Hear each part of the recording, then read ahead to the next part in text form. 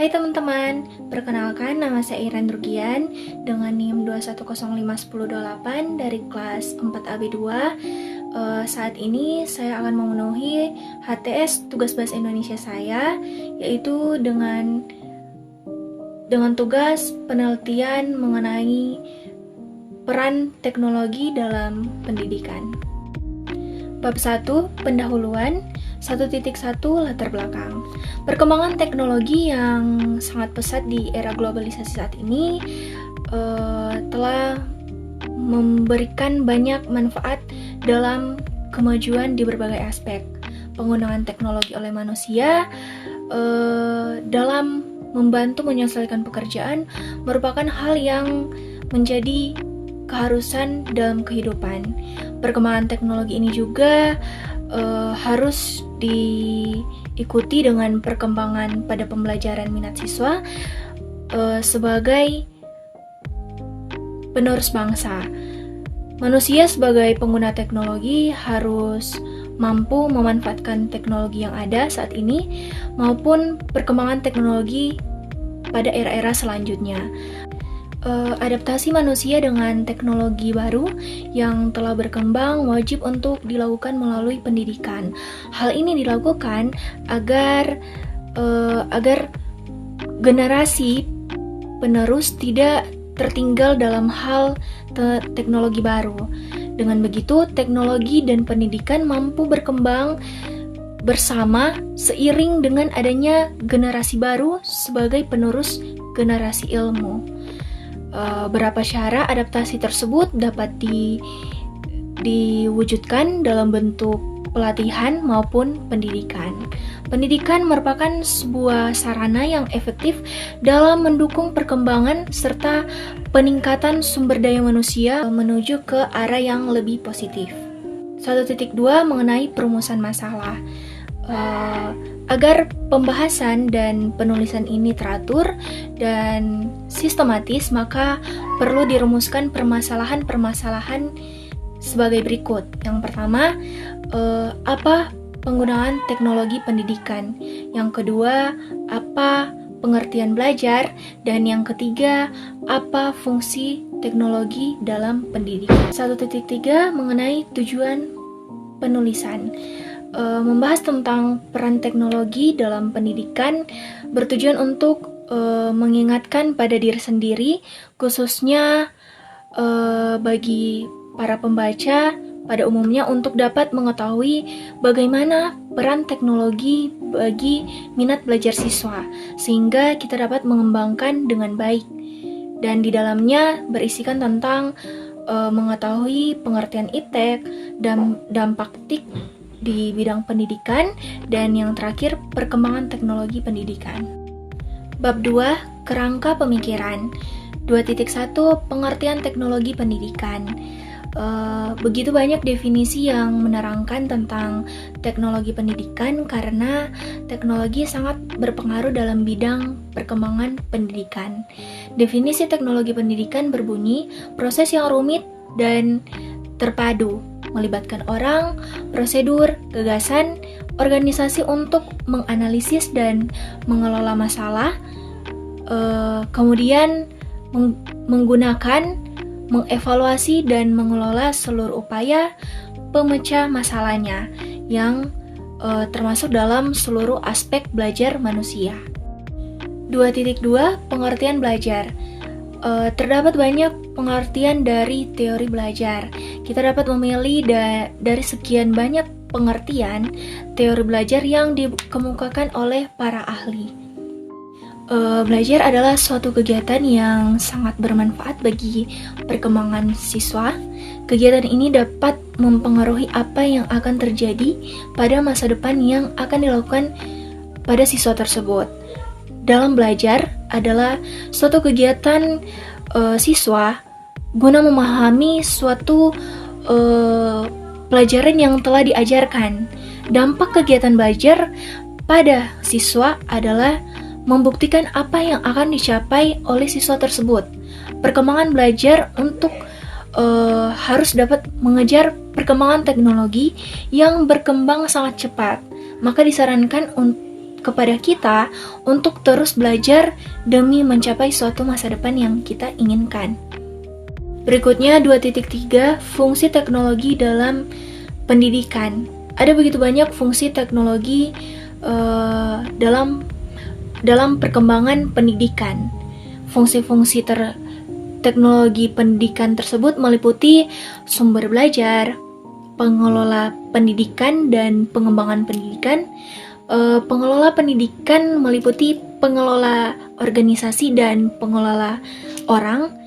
Pengembangan terdiri atas pengembangan teori penelitian, perancangan, produksi, penilaian, dan pemanfaatan sumber belajar.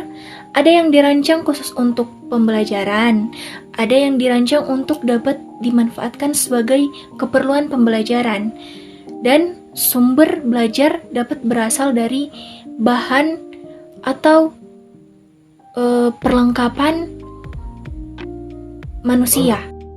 Bab 3, pengertian iptek. Ilmu adalah pemahaman tentang suatu pengetahuan yang memiliki fungsi untuk mencari, menyelidiki, dan menyelesaikan suatu hipotesis. Ilmu juga merupakan suatu pengetahuan yang telah teruji kebenarannya, misalnya pengetahuan tentang sikap dan perilaku manusia sebagai makhluk sosial. Pengetahuan adalah sesuatu yang diketahui atau disadari seseorang yang didapat dari pengalamannya. Pengetahuan tidak bisa dikatakan sebagai sebuah ilmu karena kebenarannya belum teruji. Pengetahuan muncul dikarenakan seseorang menemukan sesuatu yang sebenarnya belum pernah dilihatnya. Teknologi merupakan suatu penemuan melalui proses metode ilmiah untuk mencapai tujuan yang maksimal.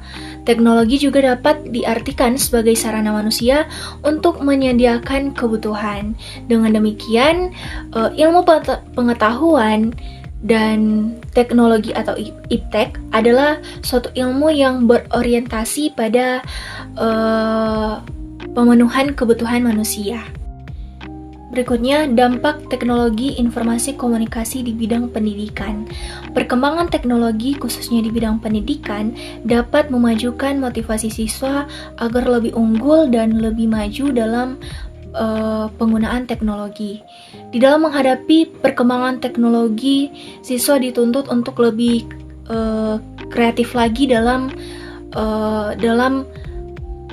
menggunakan teknologi yang sedang berkembang.